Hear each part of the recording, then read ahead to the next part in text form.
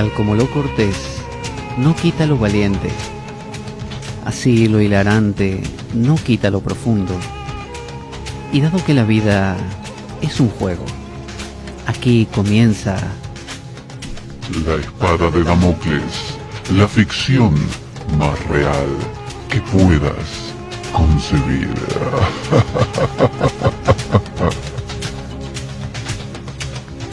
La espada de Damocles es un programa que por mera falta de objetividad cree ser diferente.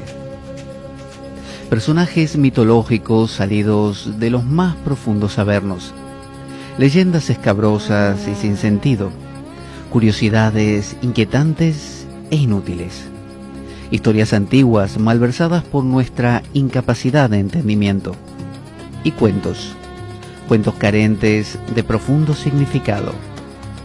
También pretenderemos, sin el menor éxito, entender al ser humano en toda su dimensión. En suma, si quieres desperdiciar tu vida, aquí comienza La espada de Damocles, la ficción más real que puedas concebir.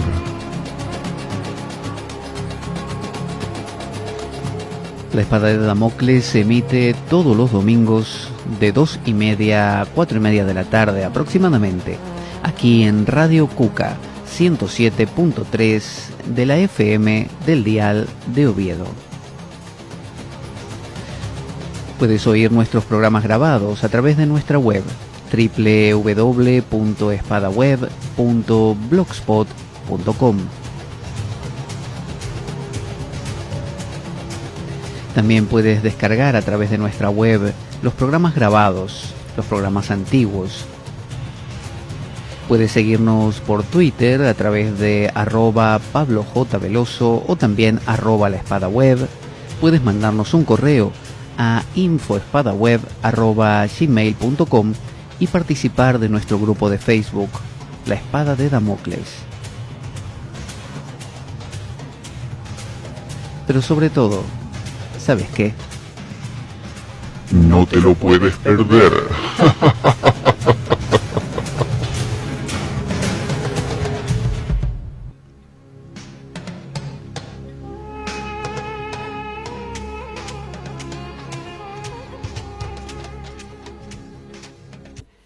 Estamos aquí con Walter Veloso en esta serie de entrevistas acerca de temáticas que tienen que ver con las vivencias de un monje católico, que aprovechamos a que nos cuente acerca de algunos pormenores que muchas veces a las personas de a pie, como se dice, se nos escapan, simplemente porque no hemos tenido ese contacto, por lo menos a ese nivel. Así que me gustaría hoy preguntarte, Walter, acerca de estas cosas como el cielo, el infierno, el purgatorio.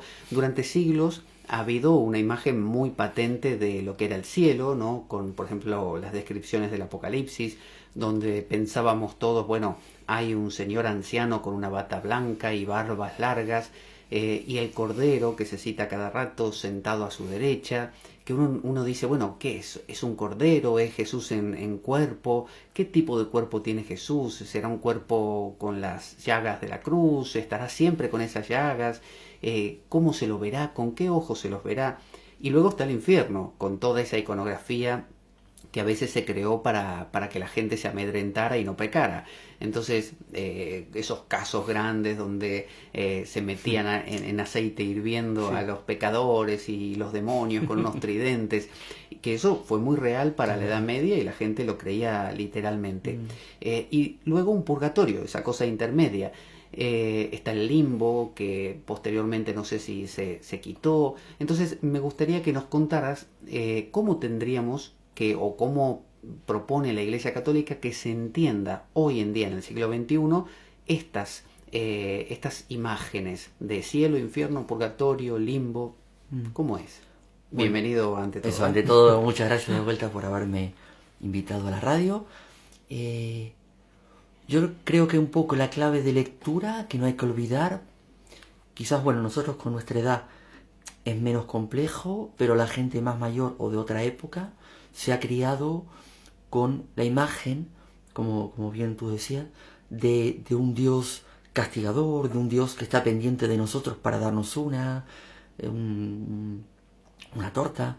Y entonces, claro, eso crea mucho temor y, claro, el miedo al pecado, y todo eso crea en torno al cielo, al infierno, al purgatorio, finalmente mucho, mucho miedo, y eso te coarta y también creo que te hace daño. Yo creo que la clave de lectura, que no hay que olvidar que viene de la Escritura, que no está inventado ni por mí ni por nadie posterior, pero sí que fue infinitamente dicho y redicho, es que Dios es amor. Entonces yo creo que la clave de lectura para entender el cielo, el infierno y el purgatorio es que Dios es amor. Dios no es un tirano, no es alguien que quiera controlar nuestra vida, no es algo que esté buscando la menor caída o el menor pecadillo para caernos encima con el infierno por la eternidad. Entonces, es una pregunta que yo también me he hecho a lo largo de mi vida. ¿Qué es el infierno? ¿Qué es el cielo? Y esto del purgatorio. Yo creo, de una forma muy, muy sencilla, yo diría que para entender el cielo, la pregunta es, ¿qué hace del cielo el cielo? ¿Qué hace del cielo que sea el paraíso? Lo que hace del cielo que sea el paraíso es la presencia de Dios en medio nuestro y habitando en nuestros corazones. Entonces, después, claro, el Evangelio o las profecías en el Antiguo Testamento o el Apocalipsis en el Nuevo quieren reflejar de forma simbólica para que el ser humano entienda del esplendor, de la grandeza, de la belleza del lugar y de Dios, representan la esmeralda, los zafiros, el brillante, la Jerusalén celeste que baja, la luz, el cordero, el anciano, los jueces, los ancianos que juzgan a la tierra. Bueno, hay toda una simbología, pero ¿qué hace del cielo? El cielo es que Dios habita en medio de nuestro, que Dios está en el cielo. Entonces la belleza del paraíso y de la vida eterna es que Dios es el centro de esa vida eterna. Pero ¿el cielo sería entonces un lugar o un estado? Yo nunca he ido por el momento, así que no lo sé muy bien. Yo me imagino que no lo sé, es un lugar y un estado, el momento que no tenemos cuerpo, al mismo tiempo que el ser humano y el cristiano no creemos solo en el alma y el cuerpo que no sirve para nada, aunque nos estorba un poquitín a causa de la herida del pecado, pero el cristiano esperamos que el alma vaya al cielo, pero esperamos en el fin de los tiempos lo que llamamos, que lo decimos en el credo, la resurrección de la carne. Entonces, la promesa no es solo para el alma, en el cristiano la promesa es también para el cuerpo. Pero claro, es un cuerpo transfigurado. ¿Cómo lo sé? No lo sé. Lo sé porque Jesucristo resucitó y los apóstoles, habiendo vivido con él muchos años, no lo reconocen. Entonces es una misma carne, pero que será transfigurada. Entonces ya no es una carne de carne, sino que es una carne glorificada, una carne de luz. Y al mismo tiempo es realmente nuestro cuerpo. Al mismo tiempo, tú decías de Jesucristo, está como verdadero Dios en gloria sentado a la diestra del Padre, pero guarda su cuerpo transfigurado, su cuerpo glorioso, porque Él ascendió a los cielos, ¿vale? La Virgen es asunta, pero Él ascendió porque es verdadero Dios y mantiene, como forma de mostrar que su cuerpo ha sido transfigurado, las llagas de la pasión por la cual Él murió por todos nosotros. Entonces, el cristiano espera esto. Si es un lugar o un estado, cuando vaya te cuento, volveré a la radio para contar mi experiencia. No es broma, pero bueno, no lo sé, no volveré, te lo prometo. San Pablo mismo hace una aclaración, se ve que para personas que pensaban que se iba a resucitar con el cuerpo mismo, él aclara que es un cuerpo espiritualizado, sí, un cuerpo al estilo así, ¿no? Es verdad. Yo creo que es justamente la imagen de Jesucristo porque claro, están las resurrecciones. Jesús ha resucitado a Lázaro, pero estaba muerto al cuarto día, ya olía estado putrefactivo o putrefacción, lo resucita, pero bueno, no deja de resucitar un muerto y vuelve a la vida mortal. Pero no deja de ser un signo, esta resurrección quería ser un signo de la resurrección de Jesucristo y de la que sería nuestra resurrección al final de los tiempos. Por eso el cristiano es enterrado en tierra, ¿no? Como esta semilla que muere, es enterrada y da fruto. Cementerio es una palabra cristiana que significa dormitorio. No lo tiramos en la tierra o un ataúd diciendo, bueno, ya está, el alma se fue, el cuerpo aquí. Es un dormitorio, el cementerio, palabra cristiana. Por eso suele haber una capilla en el centro de los cementerios, porque es un gran dormitorio donde los cristianos esperamos la resurrección de los muertos. Esperamos que en el tiempo final este cuerpo sea resucitado. Y ante esta pregunta, ¿es un lugar, es un estado? Yo lo que me digo, creamos o no creamos, creo que estamos todos llamados a hacer la experiencia. ¿Qué experiencia? Que hoy, no mañana, ni ayer, ni cuando me muera, importante. Hoy puedo experimentar el cielo en la tierra o el infierno en la tierra. ¿Por qué?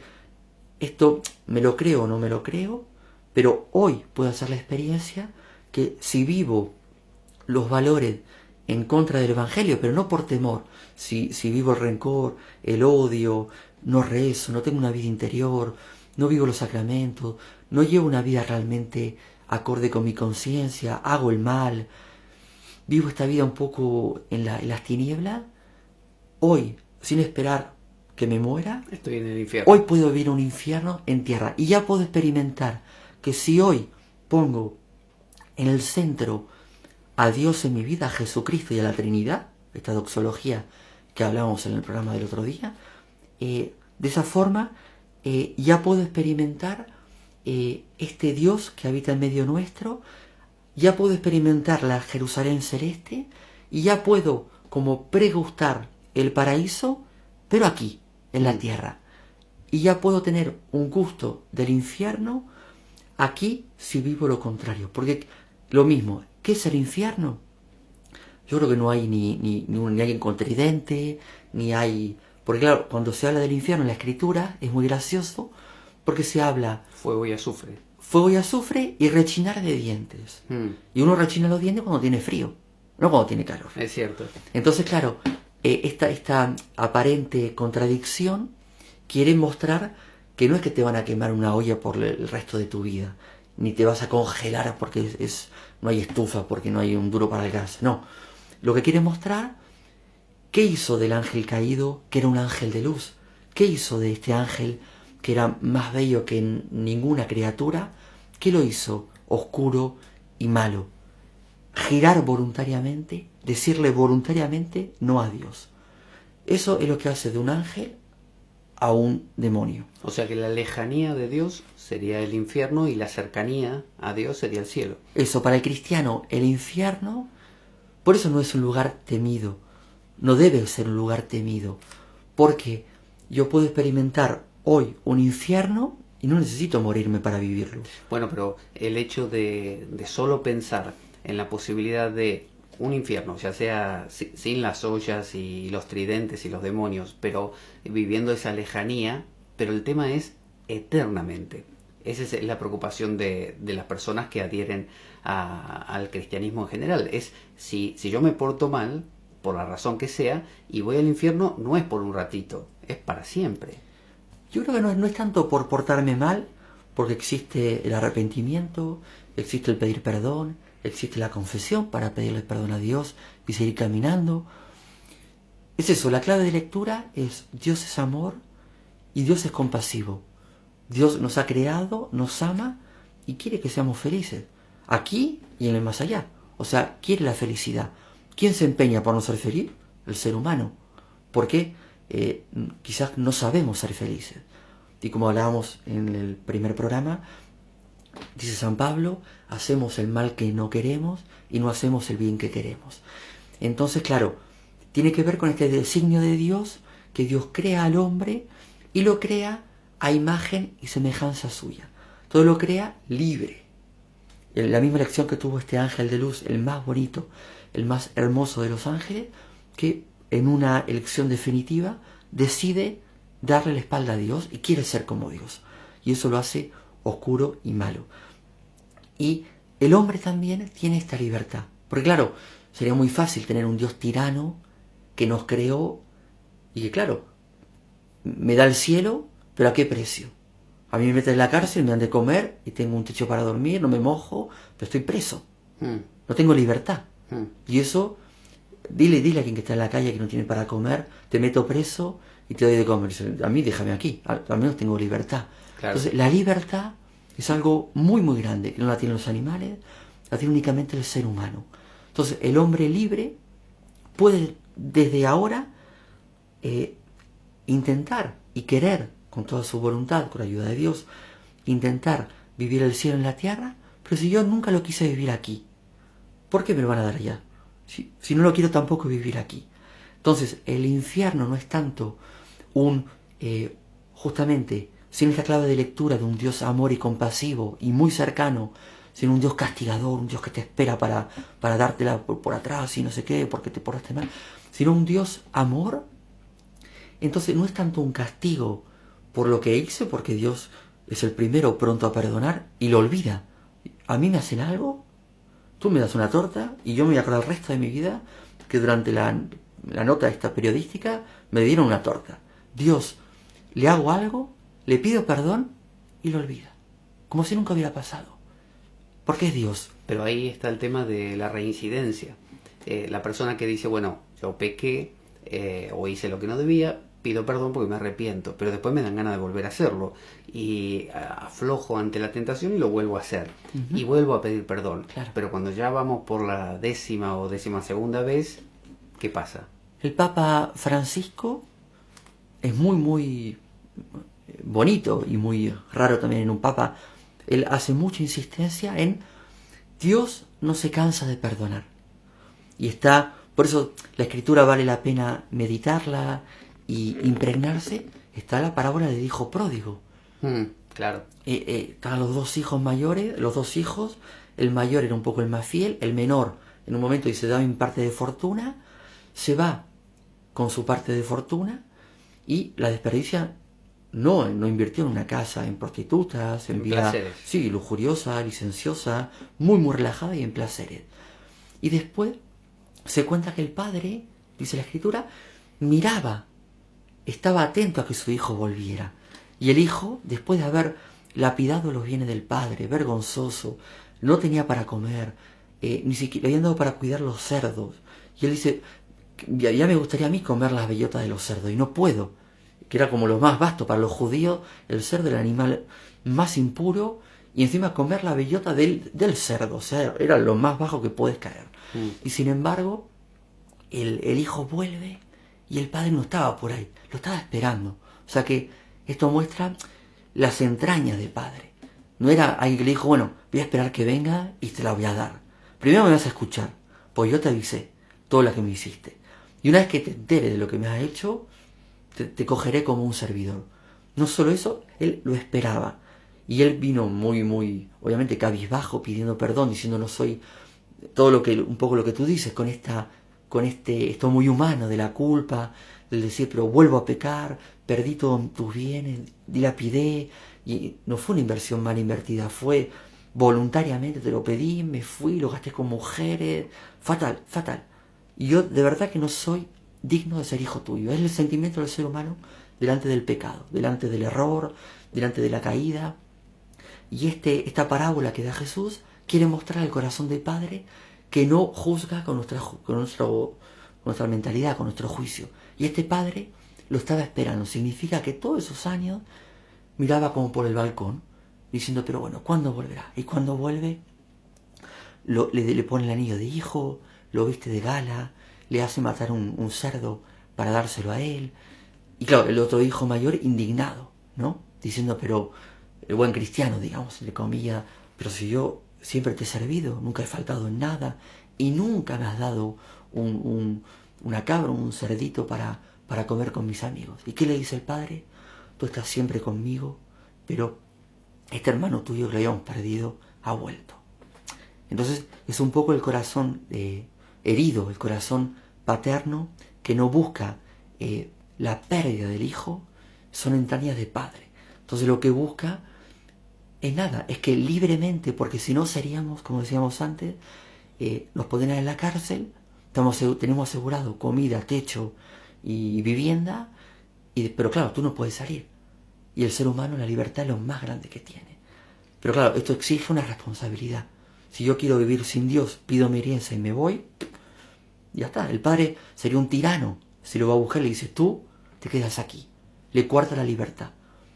Y eso, yo creo que nadie quiere tener un Dios que sea un tirano, o alguien que sea un soberano, o un rey, o un príncipe, quiere que sea un padre.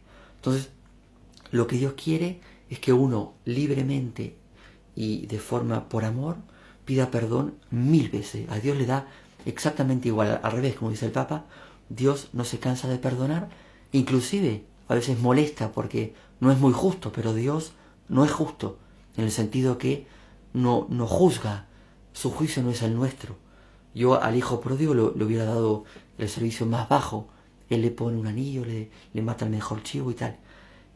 Uno diría, pero claro, aquel que se muere después de llevar una vida fatal, de mucho pecado y de mucha herida y de mucha oscuridad, si en el último segundo se arrepiente de corazón, claro, obtiene lo mismo que el que toda la vida sí, fue... y hay otra parábola que la podéis leer, en el cual hay varias parábolas, pero hay una parábola en la cual hay un servidor que debe muchísimo dinero, pero lo ponen así de forma exagerada para justamente crear este abismo, y va y se arrodilla y le pide a su señor, Señor, perdóname la deuda, no sé qué, y su señor humano, que representa a Dios, se la perdona. A su vez, alguien le debe a él un duro, nada, y él lo envía a la cárcel, le hace vender a su esposa y a sus hijos, y cuando la gente que estaba alrededor, incómoda, ve esta locura que había hecho él, le dice al Señor, entonces lo va a ver, le dice, pero ¿cómo? Yo te perdoné, tenías una deuda gigante conmigo, y tú tenías una deuda de nada, y no se la has perdonado, y lo envía a la cárcel, para decir que esto del Padre Nuestro, perdona nuestras deudas como yo he perdonado a aquellos que me deben o que me han ofendido, ¿no? Entonces, Dios es un Dios amor, que no quiere nuestra pérdida y al mismo tiempo nos deja libre. Por la eternidad, el infierno es un lugar que, como decíamos antes, que nos van a clavar un cuchillo cada media hora para que nunca sanemos, y la cicatriz supure y se pudre, y vengan las moscas. Lo que hace del infierno un infierno es la negación voluntaria de Dios. Como aquí. ¿Pero es algo irrevocable o puede cambiarse una vez estando ahí? No. Estando en ese lugar, por haber vivido toda una vida aquí, negando voluntariamente a Dios y no queriendo cambiar, el Señor de alguna forma respeta, porque nos ha creado libres. Si uno hace todo lo contrario y después yo vaya y digo, no, ahora quiero que me... Ahora Dios te quiero. Pero si aquí viviste tu infierno y estabas muy contento. Ahora, decimos que el infierno entonces es el lugar donde la gente que voluntariamente negó y niega al final de la vida sin arrepentirse, entra, o está, o lo vivencia. El cielo es el lugar donde, o bien quien siempre hizo la voluntad de Dios durante la vida, o bien no la hizo pero se arrepintió en el último momento, entra. ¿Qué función tiene entonces el purgatorio? El purgatorio, yo tomé mucho tiempo para entender el purgatorio porque no lo entendía, y una vez leí en los padres de la iglesia una forma de explicar el purgatorio justamente como un lugar para purgar, ¿no? Para limpiar. Hay algunos místicos que han dicho que el infierno hay mucha gente, otros que el infierno está vacío, o que, ya he explicado un poco el purgatorio. El purgatorio es un lugar como de transición. Aquel que va al purgatorio no es para ir al infierno, es para terminar de purgar o de limpiar aquello que todavía no tenía muy claro o no llegó a limpiarlo durante su vida terrena, ¿vale? Y un ejemplo que pone un poco de claridad y de luz a esto del purgatorio, que no deja de ser algo, complejo, y también misterioso, los padres de la Iglesia han cogido la imagen cuando Jesús es entregado, ¿no? Y lo juzgan en el Sanedrín, y en un momento San Pedro, recordemos, el gran San Pedro, que era un pobre tipo, un hombre con un carácter muy fuerte, pero que pobre... Y con muchas dudas. Y no se enteraba de nada, y con muchas dudas, y lo negó, pero bueno, con un carácter muy fuerte, diciendo yo no te negaré, no sé qué. Resultó que aparte de no haber entendido nada, saca la espada, lo quiere defender. Jesús le dice, guarda esa espada, porque el que saca la espada muere espada. No, y ¿no? corta una oreja, inclusive. Le corta la oreja. Jesús sana la oreja de aquel que lo iba a apresar, del centurión, que me imagino que se convirtió, porque claro... Y más tarde lo negó 3 veces antes de que cante. Claro, y él niega a Jesús 3 veces antes de que cante el gallo, y se cuenta, los evangelios, que cuando Jesús lo sacan del pretorio, lo sacan delante del Sanedrín, cruzan la mirada Jesús con Pedro. Y el evangelio dice, Pedro lloró amargamente. Y esta es la imagen del purgatorio, de alguna forma. Es el ser humano que con toda su buena voluntad quiere seguir a Dios y lo sigue como puede y lo termina negando, porque somos pobres. La mirada de Jesús no es una mirada de juicio, es una mirada de amor, que da luz. Esta luz le permitió ver a San Pedro que él se había equivocado, que había entregado a su maestro, que no había cumplido su promesa y que era un pobre. Entonces es este juego, el ser humano que como dice San Pablo, no hace el bien que quiere y hace el mal que no quiere. O sea que somos pecadores. No va al cielo el perfecto. El cielo únicamente hay pecadores. No hay nadie que no sea pecador. No es el cielo para los justos y el infierno para los pecadores. Todos los que están en el cielo, salvo Jesucristo y la Virgen, son pecadores. O sea, podríamos decir que, por suerte, no es tan fácil ir al infierno. Es muy, muy difícil. Muy, muy difícil. Hay que quererlo con todas las entrañas. Hay que pensar que el primer canonizado en la historia, ¿quién fue? No lo sé. El buen ladrón. ¿Quién fue el primero que fue al cielo? No fueron todos los justos, no fueron todos los judíos, no fueron los apóstoles. No fue la Virgen María, estaba aquí todavía. Fue el pobre ladrón. Que, ¿os acordáis? Había 2 ladrones, uno que lo seguía injuriando. Esto que hablamos, ¿no? Uno de los ladrones le daba igual que estuviera Jesucristo, el único justo, que moría por nada y que lo estaba matando, y dijo, pero si eres el Cristo, sálvate a ti y sálvanos a nosotros, sobre todo, tú si quieres quedarte aquí. Y era el mal ladrón de alguna forma. Y el buen ladrón sabía, reconocía esta mirada de Jesús que despierta en él su pobreza y lo hace callar al mal ladrón y le dice, pero tú no tienes vergüenza, tú no tienes nada, no tienes moral, no tienes escrúpulos. Nosotros estamos aquí porque estamos pagando por lo que hicimos, somos ladrones. Quizás la exigencia del ladrón que lo criticaba era una exigencia lógica. O sea, porque bajo los parámetros de la lógica y la razón, si ese era el Hijo de Dios, no había razón por la cual no pudiera salvarlos a todos. El otro ladrón, el que lo aceptó, quizás es el que dejó de lado su razón y la lógica y se permitió pensar que había algún misterio que se le escapaba. Claro, yo pienso más que justicia o razón, pienso más que es orgullo, ¿no? Cuando uno ve la parábola del samaritano y del fariseo, ¿no? El fariseo con el pecho muy alto, creyéndose justo. Y el fariseo y el publicano detrás, agachando la cabeza, no había subido al atrio, tenía vergüenza, porque conocía su pecado. ¿Y cuál era la oración del publicano? Señor, te doy gracias, porque no soy tal, no soy ladrón, no soy no sé qué, y no soy como este. Como ese publicano. Y no soy como ese publicano. ¿Y qué hacía el publicano? Bajaba la cabeza porque tenía vergüenza de la vida que llevaba, y dijo, y yo no soy digno. ¿Y Jesús qué dice? ¿Cuál vuelve justificado? ¿El humilde o el orgulloso? El humilde, porque el otro se mentía a sí mismo, se creía justo, pero era un injusto, y encima de no ser justo, condenaba al pobre hombre que se sentía mal por la vida que llevaba.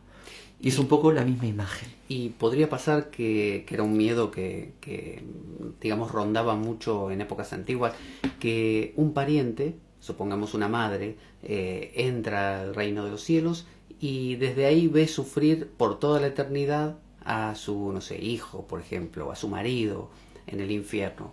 Y eso mucha gente se lo planteaba y le apesadumbraba muchísimo. Por eso algunos intentaban hasta sacar del purgatorio rápidamente a sus parientes, a través de distintos medios a su alcance en ese momento. ¿Puede pasar eso, que haya alguien que esté eternamente en el cielo? Y me refiero, ¿esa persona es consciente, lo puede ver al que está en el infierno o ni se entera? Como decíamos al principio, yo nunca he ido, o sea que los detalles no los tengo tampoco tan claros. Es verdad que la gente que está en el purgatorio, las almas del purgatorio, por eso se reza por las almas del purgatorio, y ellas también pueden rezar por los vivos. Pero el ser humano, los vivos, podemos rezar por las almas del purgatorio, pero es siempre un estadio, un momento provisorio. Las almas del purgatorio es esta imagen de San Pedro, para terminar, en el cual hay como una redención. Por eso decíamos que está lleno de pecadores, para no tener la imagen de los justos el cielo y los malos el infierno. El que va al cielo, el primero es el buen ladrón, después va todo el resto. Jesús le dice, hoy estarás conmigo en el paraíso, al buen ladrón. O sea que pero decís que se reza por el que está en el purgatorio para ayudarlo a pasar, digamos, al cielo. Nadie se queda en el purgatorio. Pero no se reza por un pariente que se entiende que fue al infierno porque fue que malvado toda su vida. Es que no sabemos. Alguien fue malvado en toda su vida. Es como... Se reza por las dudas. Es esta imagen, la clave de lectura, siempre. Dios es amor. Él no quiere, dice el Evangelio, la muerte del pecador, sino que se convierta y viva. También lo hizo un profeta. O sea que no es un tirano, un déspota o un perturbado mental que quiere enviar a todo el mundo al infierno. Y el infierno siempre concebido no como un lugar donde uno dice, veo a mi tío que le están clavando cada 10 minutos un cuchillo. Está en el lugar que él ha querido de negar a Dios. Simplemente decir, yo voluntariamente le digo que no a Dios y soy muy feliz. Y su manera de ser feliz, esta negación voluntaria de Dios. Pero bueno, saber que este purgatorio entonces es este lugar simplemente que hay una mirada materna, amorosa de Dios, esta mirada de Jesús, habiéndolo maltratado, golpeado, humillado, escupido, cruza la mirada con San Pedro y es una mirada de amor. Eso le muestra su pecado y San Pedro llora amargamente y es como transfigurado. Entonces este purgatorio no es más que esto, una purificación de esas pequeñas cositas que todavía están ahí y que tienen que ser purificadas y transfiguradas, que son no a base de que le van a dar latigazo hasta que se le vaya lo malo, sino esta mirada materna y amorosa de Dios, compasiva, misericordiosa, pero profundamente, de un Dios que no se cansa de perdonar, pero simplemente necesita una purificación para ir al cielo.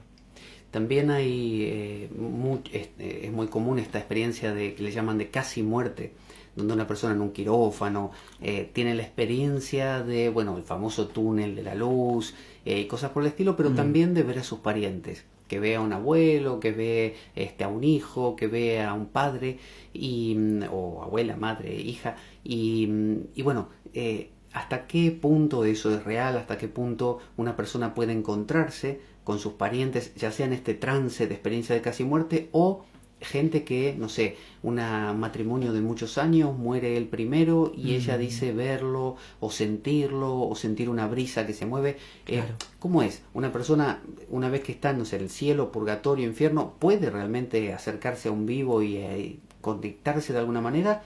¿Puede recibirlo cuando esa persona está en el trance de muerte también? ¿Puede salir a recibirlo? ¿Hay familias? ¿Cómo es? Es una buena pregunta. En la Iglesia creemos en lo que es la comunión de los santos, aquellas almas virtuosas que han sido canonizadas, pero hay muchísimas más que nunca lo serán, pero están en el cielo. Esos santos que fueron nada más que pecadores arrepentidos. Un santo, como decíamos antes en otro programa, no es el santo de estampita, aquel imperturbable, inmaculado, que nunca se equivocó, que nunca dijo una palabra hiriente, no. El santo es un pecador que se sabe amado por Dios y que ha intentado convertirse en un buen cristiano toda su vida. Eso es un santo, nada más. El santo inmaculado no existe, solo la Virgen es inmaculada. Entonces hay esta comunión entre vivos de aquí, en este valle de lágrimas, como se dice en un canto a la Virgen, y aquellos que ya están disfrutando de este cara a cara con Dios. Entonces, uno puede pedir la intercesión o la compañía de un santo o de un cristiano, y al mismo tiempo los santos, en el transcurso de toda la historia, se lo ve muy claro, como los santos interceden, conceden gracia, inclusive, es más anecdótico, pero para que se entienda esta intercesión, la Iglesia, para canonizar o beatificar, que es el primer paso, después canonizar, pide un milagro, y un milagro gordo, una sanación, y aparte un milagro que va a ser súper estudiado por médicos ateos, por médicos creyentes, por agnósticos, por todo el mundo se mete ahí, un grupo de profesionales, pero también que no son ni siquiera cristianos, y tienen que certificar que científicamente, médicamente, era imposible. el milagro no tiene explicación científica. Y ante eso se lo pide justamente para que sea patente. Se ve que es un milagro y se ve la intercesión del santo hacia una persona viva. O sea que hay esta comunión entre el cielo y la tierra. Y después también los cristianos llamamos al cementerio, como decíamos, la palabra griega, dormitorio. O sea que yo creo que la muerte como tal no es una palabra cristiana. El cristiano no muere, el cristiano se duerme. Cuando Jesús resucita a la hija de Jairo, cuando resucita a la niña, cuando resucitan también San Pedro, resucita, dice, no está muerta, ¿por qué lloráis? Está dormida. Sí, dice eso, sí. El cristiano, el muerto, es igual que el cielo y el infierno. Alguien aquí, en este valle de lágrimas, ya puede estar muerto, en vida. Uno puede vivir su sepulcro, puede pudrirse en la vida que lleva, puede estar muerto en vida. Sin embargo, alguien que ya está muerto, para nosotros es una entrada a la vida. Por eso, en cristiano, en diccionario cristiano, a la muerte le llamamos Pascua, que es lo que vivió Jesús, que significa paso, exactamente. Entonces, la muerte del cristiano, por esto que también tú nombrabas el otro día, que dice San Pablo, ¿dónde está muerte tu aguijón? ¿No? La muerte en el cristiano ya no tiene ningún poder. Por eso, en Oriente mucho más, cuando alguien vive su Pascua, cuando alguien se duerme, hay un luto, porque claro, te desprendes de un ser querido y no lo verás más por ahora, pero claro, se ha despertado en el paraíso. Entonces es un paso. Por eso ponen telas blancas, se pone el icono de la resurrección. Es un momento de gloria, es un momento de fiesta, no es un momento de tristeza, aunque internamente hay un dolor. Y lo que preguntabas acerca del encuentro, yo de eso estoy seguro. Yo encontraré al nono, a la nona, bueno, está viva todavía la nona, pero encontraré al nono, y a los abuelos, y encontraré a papá, y encontraré a amigos que han fallecido en el camino. Para mí, por eso la muerte es un paso, es un dormirse, y para mí es un hasta pronto. Pero me refiero, ¿hay un venir a recibir o un ir a recibir o ellos están ahí como esperando y cuando en tal caso llegás los encontrás? Porque en las experiencias de casi muerte hay esta sensación de que vienen a buscarte, por así decirlo. Claro, igual yo tampoco, nunca todavía fui para ese lado, o sea que no lo sé muy bien. Por los relatos se cuenta que generalmente los ven rodeados de luz y como en un gran jardín, un poco con esta simbología también del Apocalipsis y de los profetas, queriendo mostrar como un lugar indescriptible finalmente. Lo que uno quiere decir es un lugar donde hay colores que no existen, una luz que no existe, una cosa que nunca vi, siempre es algo trascendente, sí, especial, desmesurado, trascendente. Inclusive con las parábolas que Jesús pone son desmesuradas, son fuera de toda medida, son casi ridículas, pero es para mostrar el contraste entre la tierra y el cielo, el pecado y la virtud, entre la sombra y las tinieblas, entre el pecado y el perdón. Son grandes abismos para mostrar justamente la grandeza. Y ahora, eso en el caso de una persona que estuviera en el tránsito de muerte, o sea, muriendo. Pero en el caso de una persona que perdió un ser querido, normalmente suele pasar recientemente, ese ser querido, viste que dicen, bueno, es que todavía no ha entrado, que el ser todavía se quedó por aquí, lo que se llama comúnmente un fantasma, ¿no? Una persona que su alma todavía no hizo su recorrido, o decidió no ir, dicen, se queda rondando por la casa, se comunica, está sufriendo, y por eso está toda esta teoría de decirle ve hacia la luz, o sea, ve, sigue tu camino, no te quedes aquí pegado conmigo. ¿Eso es así? ¿Cómo se ve dentro de la visión cristiana? Es verdad que hoy por hoy también en el cristianismo se han mezclado muchas tradiciones o mucho de la New Age, ¿no? Y mucho también, ahora se ven muchas pelis, entonces claro, ¿no? Las pelis de fantasma o de zombie están al punto del día, o sea que pero si se muere mi marido y se transforma en un zombie, ¿qué hago? ¿Lo mato o no lo mato? Pero claro, en la perspectiva cristiana es otra perspectiva. Es verdad que hay ciertos mundos que yo creo que existen, como existe el demonio y existen los espíritus malignos y los fantasmas, pero yo creo que el alma que muere de un ser querido, el Señor, Dios Todopoderoso, la recibe. La recibe en el paraíso y Dios quiera... Instantáneamente, digamos. Sí, yo creo que esto que se queda por aquí, lo que pasa que también son mundos peligrosos. Yo creo que no hay que entrar en esos mundos porque en muchos casos la Escritura dice, por ejemplo, el demonio muchas veces se disfraza de ángel de luz. Todas veces los espiritistas o estos que invocan espíritus, o un brujo o una bruja, o esto de la quija, que hay muchos también. De Ouija.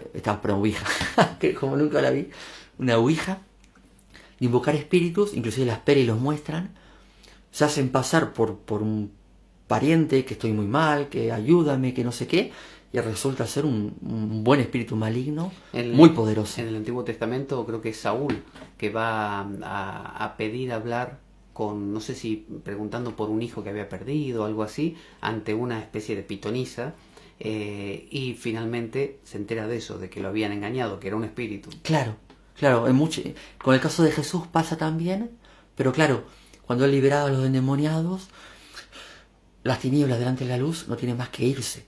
Entonces no podían, inclusive decían unos somos legión y otros decían no sé qué, expúlsame ya. Pero entonces el endemoniado que se pegaba, bueno. Pero una persona que pierde su ser querido y después siente una brisa, una caricia, una luz en un rincón de la habitación donde frecuentaba esta persona, ¿puede ser el alma de ese ser querido o es siempre una fantasía o es un espíritu? ¿Qué es? Yo creo que hay que estar tranquilo delante de una persona que cristianamente vive su Pascua, ha sido acogido en el corazón de Dios, ¿no? Que se ha dormido en el Señor y se ha despertado en el mismo instante en el cielo y es la persona más feliz del mundo. Después hay que tener cuidado con todo lo que es más el mundo demoníaco, de fantasmas o de ir a gente que me puede decir si es mi pariente, si no es mi pariente, porque uno se mete en mundos que son realmente peligrosos, que no hay que jugar. Con el mal no hay que jugar, ni con los demonios hay que entrar en comunicación.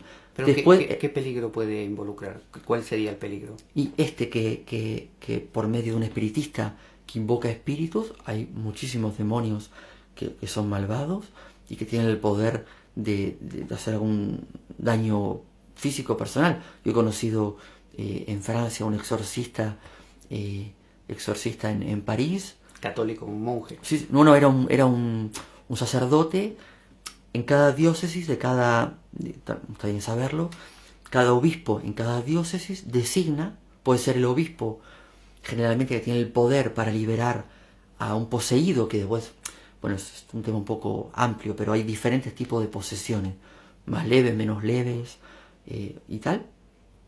Pero el obispo puede y debe designar ciertos sacerdotes, un simple sacerdote, o el obispo mismo si puede, para ser exorcista de la diócesis, que puede ser una oración de liberación y tal, y este obispo, este sacerdote, que no era obispo, pero delegado por el obispo, nos contaba todas las experiencias que tenía y cómo hasta una viejita le ha dado una torta a él. Sí, que le ha hecho sangrar una mujer que no tenía el poder para dar una trompada, un hombre enorme. La viejita muy pequeña y viejita había jugado con todo este medio cuando era más joven, porque puede entrar por medios muy, muy diversos, una tontera, una brujería, voy a ver una brujita para que me diga una cosa, para que me dé otra, juego un ratito con un jueguito que parece raro para invocar un espíritu, entran fácilmente. Y esta viejita tenía este problema, que era una posesión leve. Pero el sacerdote nos contaba la torta que le dio y que lo hizo sangrar, pero fuerte. O sea que si hubiera... La tuvieron que retener entre varios. Si hubiera sido una posesión más gruesa, directamente, ¿qué le hace? A veces, digamos, la experiencia es que le pega fuerte y todo depende mucho del tipo de posesión que tenga la persona, que se va viendo a medida que el sacerdote va haciendo ciertas oraciones de exorcismo que ya están después con el agua bendita. Por eso no está mal, si uno tiene alguna duda o alguna cosa, acudir a exorcistas de la diócesis para decir, bueno, no haría sobre mí una oración de liberación, pero siempre un sacerdote o el exorcista, que uno se imagina exorcista y ve la película. Entonces por Claro. eso hay que separar ficción de la realidad. Claro. Entonces, un exorcista es simplemente un sacerdote delegado por el obispo, que es quien tiene realmente el poder de exorcismo, para intentar conversar, ayudar a la persona a hacer una oración de liberación, acompañarla y ir discerniendo si realmente tiene una posición un poco más gorda o es simplemente psicológico o miedos o realmente hay algo. Y esta mujer, esta abuelita, para terminar con este buen sacerdote francés, le dio una torta, la tuvieron que retener entre varios sacerdotes, terminó la oración y la herida le desapareció. La herida que le había causado el sacerdote desapareció. En cuanto el demonio, que era algo muy leve, la dejó a la pobre mujercita. Ay, también había escuchado estas voces que no son propias de una viejecita, ¿no? Entonces, para decir que son juegos reales, no es una peli, pero son juegos reales y peligrosos. Pero volviendo a Sí. la pregunta inicial, si un ser querido acaba de morir y la persona que quedó, el queriente, tiene la sensación de que ese ser querido le habla, se mueve, mueve, no sé, una cortina, siempre es entonces un espíritu de este estilo, un espíritu demoníaco, nunca es el pariente, porque el pariente en realidad ya está en el paraíso o purgatorio, donde esté. No, no tanto. Yo me refería más a estos juegos complicados de la Ouija, o ir a visitar brujos o brujas, o una amiga que me hace unos colorcitos y no sé qué, cosa más rara. Pero después hay que pensar, hablamos de Pascua, hablamos de paso y hablamos de vida eterna. O sea que el que pasó al paraíso está más vivo que yo. Hmm.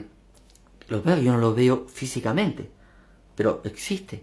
Y muchas veces los santos se han aparecido. Hmm. Y mucha gente que ha fallecido, digamos, también se ha aparecido a los seres queridos. Digamos que no, hay que discernir caso por caso. No se puede tampoco dar diciendo siempre es demoníaco o siempre es de Dios. Pero Se discierne. Pero si no sé, esa señora se le murió el marido, está en su casa sola y tiene esa experiencia, ¿qué le recomendarías? ¿Que vaya a preguntarle al exorcista a ver si realmente eso no es? Siempre consultar con un sacerdote, en lo que hablábamos en el primer programa de la dirección espiritual, siempre es bueno. Después, yo creo que como esta persona que acaba de vivir su Pascua y está en el cielo, está más vivo que yo, porque está por la eternidad y ha sido transfigurado, yo mismo, es obvio que en el corazón voy a sentir que esa persona me acompaña, está presente, quizás me habla, la siento quizás más conmigo que antes y le puedo rezar y tengo una comunión quizás diferente pero muy fuerte o más que antes.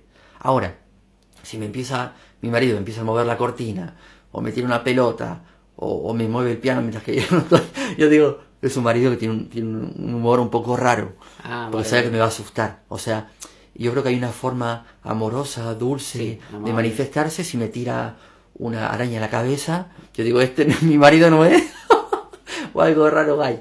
Entonces, hay que discernir caso por caso, saber que la persona que vivió su Pascua está muy muy viva y que la volverá a encontrar, que es una hasta pronto, porque yo también, estamos todos de paso aquí nadie se queda, como dice el Papa, aquí no hay uno cuando vive su Pascua, no hay un camión de mudanza, hay que saber, joven, viejo, bebé o no bebé, nos vamos a ir todos en algún momento, o sea que es realmente un hasta pronto, o sea que yo creo que hay una comunión muy profunda con las personas que ya se han ido y que uno la puede sentir. Después, teniendo este discernimiento, y no metiéndose en cosas raras o cosas que me pueden atraer una posesión o alguna cosa más extraña. Y este sacerdote exorcista, algo que puede ayudar para esta gente, también para nosotros, como discernimiento, como resumen de tantos años de ser exorcista en París, nos dijo, pero el testimonio que yo puedo dar es del poder que tiene la oración, ¿no? El programa que hicimos el otro día acerca de la oración continua y acerca de la oración interior y la importancia de la oración. Orar o rezar parece inútil completamente porque es invisible. Nada cambia, nada, no hay nada. Y el exorcista, tratando con el mundo invisible, con estos espíritus malignos y con gente que tenía alguna preocupación o alguna posesión, hacía la experiencia concreta, algo así muy empírico, que con la oración el espíritu se iba. Entonces, primero para mí es una llamada muy fuerte a decir, pero mira, la oración no cuesta mucho, tan importante que es y cuánta eficacia tiene, quizás más que la acción, aunque yo no lo vea. Muestra, es este exorcista que trabaja con el mundo, entre comillas, invisible, y su testimonio no era alguien que dio vuelta la cabeza o no sé qué, sino dijo, estoy impresionado cómo ante la oración una persona es liberada. Entonces, también un buen movimiento delante de sentir una cosa o algo es rezar. Es decir, mira, voy a rezar un rosario por mi marido, voy a abrir la Biblia, voy a ir a la capilla a rezar delante del Santísimo, me voy a ir a confesar, cosas de Dios. Y ahí estoy segura, o seguro, si es un hombre o una mujer, que si esto es de Dios, va a estar bien. Y si no es de Dios, la oración expulsa a los demonios. Es lo que le dijo Jesús a los apóstoles, que los demonios se expulsan con ayuno y oración. Y además, una vez los apóstoles le preguntaron a Jesús, le dijeron, mira, hay alguien por ahí que está echando demonios en tu nombre. Dice, ¿cómo puede ser? Sí, como diciendo, si los autorizados somos nosotros. Y él dijo, el que no está contra mí, está conmigo. Está conmigo. Aprovecho para preguntarte, ahora que citaste todo este tema de espíritus malignos, entendí que el ángel caído, bueno, sería lo que entendemos como el diablo o el demonio, que ha negado a Dios y supuestamente lo sigue negando y está interesado en hacer caer a cuanta más almas se pueda. Ahora, los espíritus malignos, ¿qué serían? ¿De dónde vienen? Son esta misma creación. Primero hay un profeta, creo que es Ezequiel, que habla justamente de esta realidad en el cual Dios crea a los ángeles. Y se habla que el ángel mayor, porque era como un arcángel, como lo era Gabriel, Rafael, le da la vuelta a Dios y el profeta dice, pero eras el más bonito, no sé qué, igual como la Jerusalén celeste, los zafiros y la preciosa y tus cosas, y caíste de lo alto del cielo. Y junto con él hubo ángeles que siguieron su camino. Entonces, es el demonio con sus ángeles, que también está reflejado en el Apocalipsis, cuando Miguel lucha con los ángeles caídos, con los demonios. Vale. Toda esta imagen, a veces metafórico, a veces con un gran contenido de detalles también, que parecen de fantasía por momentos y que nos confunden, y que nos has aclarado hoy qué cosa es realmente el cielo, qué cosa es el infierno, qué cosa es el purgatorio, diferenciando bien, como bien decías, la ficción de la realidad, las experiencias de casi muerte, las experiencias de ver un ser querido, a ver si realmente lo es, a ver si no lo es, a ver si es simplemente un espíritu que puede producir una posesión. Me parece todo muy, muy útil para saber discernir, para las personas que en la vida cotidiana se hacen estas preguntas y quizás no se acercaron a un sacerdote a preguntarlo, y bueno, ahora tienen por tu intermedio esta respuesta. Te agradezco mucho, Walter, tu tiempo y tu dedicación. Bueno, muchas gracias de haberme invitado nuevamente y nada, hasta la próxima. Hasta la próxima.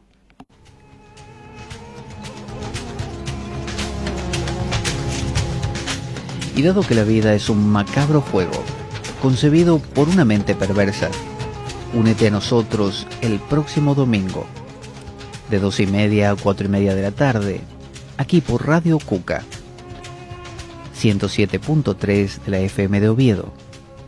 Cuando escuches estas palabras: La espada de Damocles, la ficción más real que puedas concebir. buena semana para todos, buena vida y... ¡Avanti Damocleanos!